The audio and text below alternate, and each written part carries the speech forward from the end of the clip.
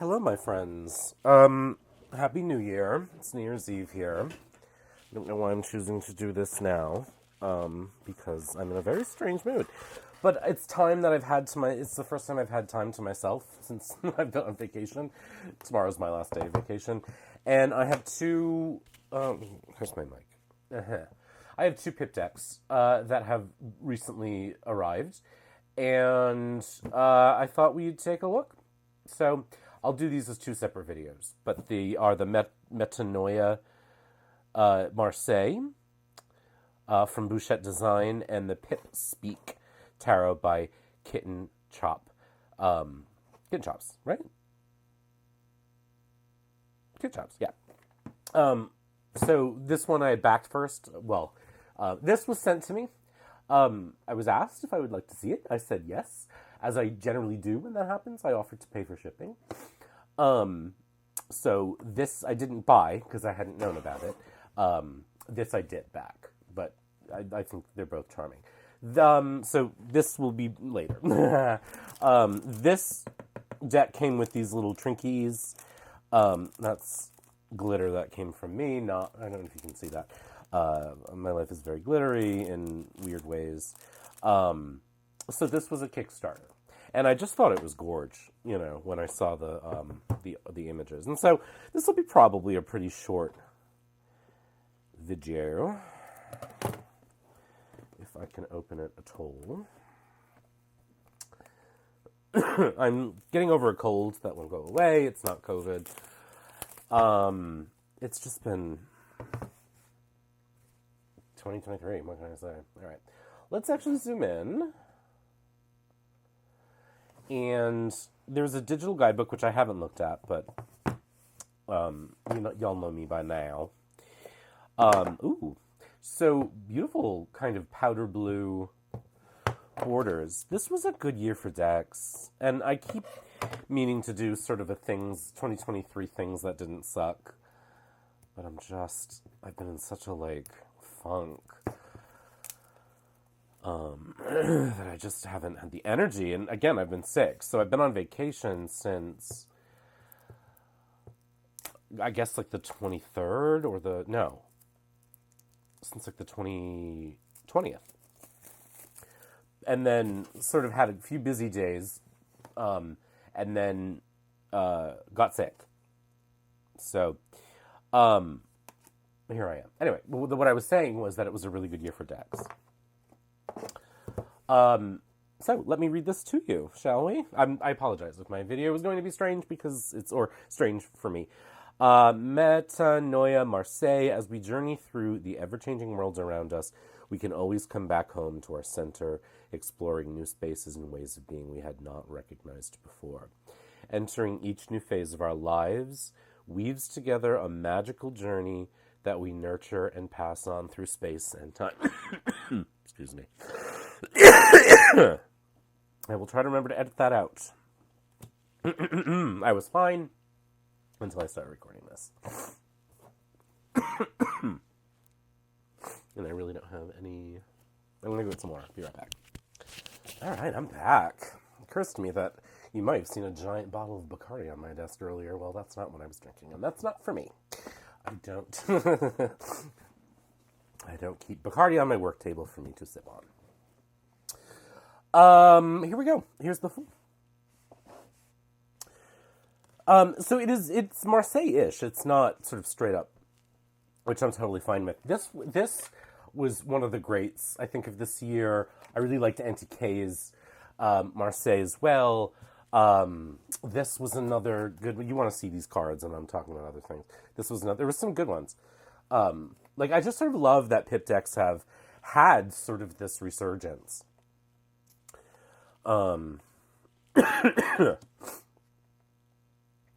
So here's the High Priestess, or the Papist, the Empress, the Emperor, the Pope. So it's got a gorgeous color palette. It is quite springy. It is very fresh, and a lot of the things that I feel like I've been saying over and over again for a long time now. It's fairly representational for a pip deck. It shows a lot of ages, and this is a beautiful hermit. And I immediately saw this and knew I was backing it. Like, there was no questioning about it. And I don't regret it. This is the first time I am looking at it, though. I have not unboxed it. It has been sitting unopened on my table for, both of these have, for a while now. And that just shows you, normally I'll drop everything to do an unboxing if I'm really excited to share the deck or see the deck. Didn't do that this time. Just not up to it. So the cardstock is that sort of matte, somewhat soapy stock, I call it, that is very popular these days. Sometimes that shuffles well, sometimes it doesn't. So we'll see how it shuffles together. But I think this is lovely.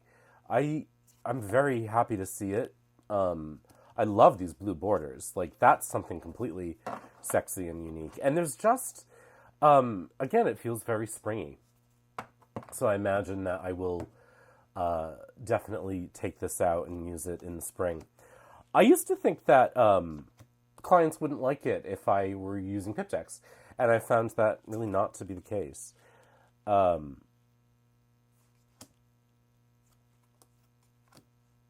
love this color scheme. I'm not a person for whom color will influence a reading much. I don't have that response to it. If there's a lot of a particular color in a reading, then I might comment on that. But colors don't necessarily have meanings to me the way that numbers do. They maybe have a mood. And so, a melancholic reading might be very blue. But I tend to respond less to the color of a deck in a reading, particularly if the deck has a very limited palette. And by limited, I don't mean in a bad way. I mean, the artist chose a specific palette.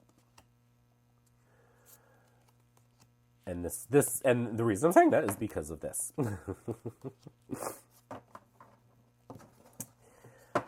So here we are in hearts. So I think this is just charming. And I think as a pip deck, really beautiful. I think, if you're a person who sort of likes Marseille, but it's like, ew, the Marseille colors. I used to be that person, so I'm sympathetic to that. I don't feel that way anymore. Weirdly, though I've been sort of blessed with a lot of amazing decks this year, I'm still having this sort of romance with the Sun and Moon Tarot, and it's kind of what I reach for anytime I read. Now, I haven't had the busiest, last quarter of 2023 in my reading life, so I haven't really been reading a lot, but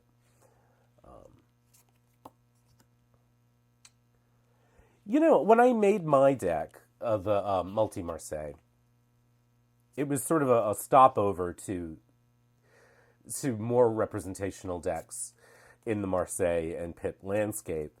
And I'm so happy that actual artists have now kind of filled in that thing that I was waiting for. I'm proud of having made that. I don't use it very much because it's not, to me, beautiful. It's fine. It's serviceable, which is what it was meant to do. It was meant to fill a gap that I felt, it was in the landscape. And I hope the people who have it like it. I don't think it's going to be on anyone's top 10 list, and that wasn't the point. You know what I mean? The point was, again, to sort of tide me and anyone else over until we started seeing much more representational depictions in decks. And so we are seeing that now, and we're seeing it in this deck, and we're seeing it in NTK's deck. I think the Gay Marseille, Charlie Clear, their deck,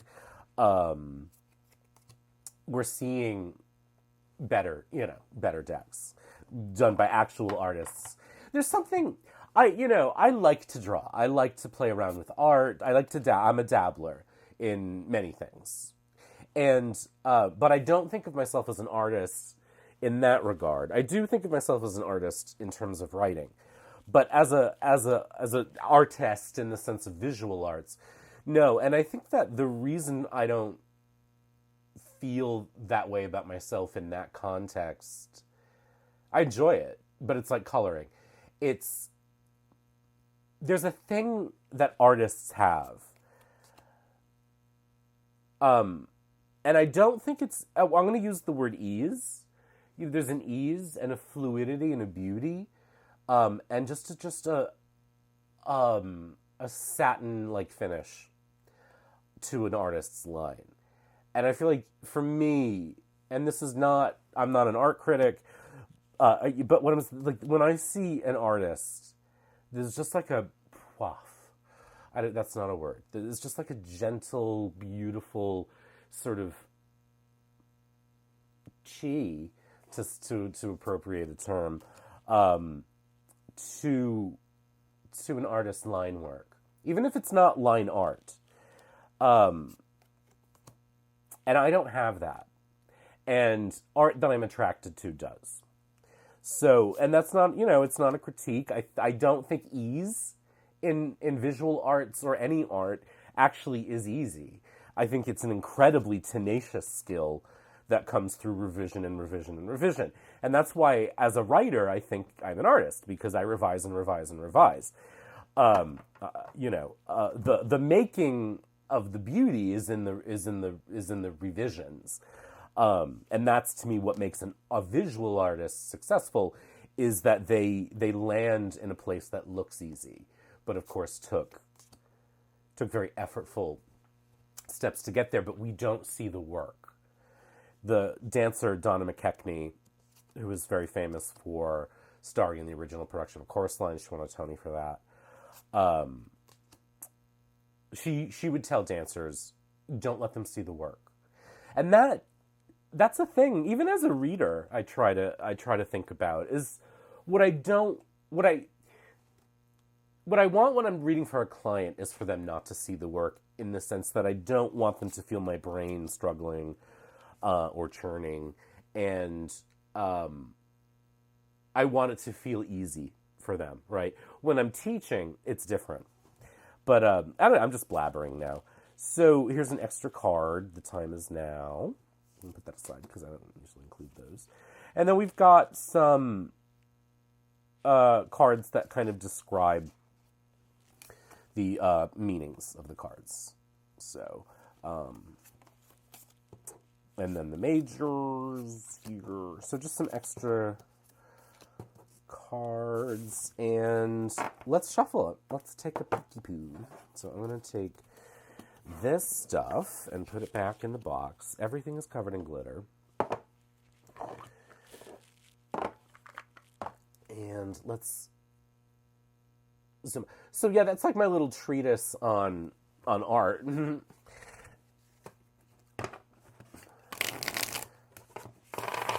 Ooh, this shuffle's like butter. Nice choice. This is kind of, I felt like whoever designed this was like, I want to make a deck that Tom Benjamin's really going to like.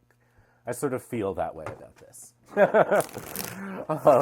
I don't know the creator, never talked to the creator, was not asked to back it. This is not a review copy. I just saw it, and that was my immediate reaction. And it really does feel sort of like, let's make a deck for Benny. Which, I appreciate. And that's just sort of my leonine nature, I'm sure. But it really is a nice, sexy shuffle. And we all know that. Oh my God, there's shit everywhere, guys. Ugh. I wish I were tidy. I wish I were, a little bit taller. Okay, no, that's not good there. All right. I don't read jump outs, but when cards start falling out, it usually is an indication that I'm shuffling too much, or it's time to stop. Oh, the lovers. I don't know why I reacted that way. Knight of Wands, the Wheel of Fortune, La Tour, or the House of God in this deck, which is what it's traditionally called in French. I'm French, genetically. My DNA comes principally from France, so. This is, I don't know why I'm literally, guys, folks, pals, like, in this very strange state of melancholy right now. Don't worry about it, it'll go away, but, like, I don't feel sad, I just feel weird. Which is appropriate for New Year's Eve on 2023. How fucking beautiful is this gorgeous deck? The Metanoia, Marseille, by Boucher Design. And I will leave, this is being sold on Etsy, I believe, and I will leave such information in the description below. Thank you for taking this very strange journey with me through this very beautiful deck. I look forward to creating more unhinged content for you in 2024. Take care, Happy New Year, such as it is, and be good. We'll talk soon.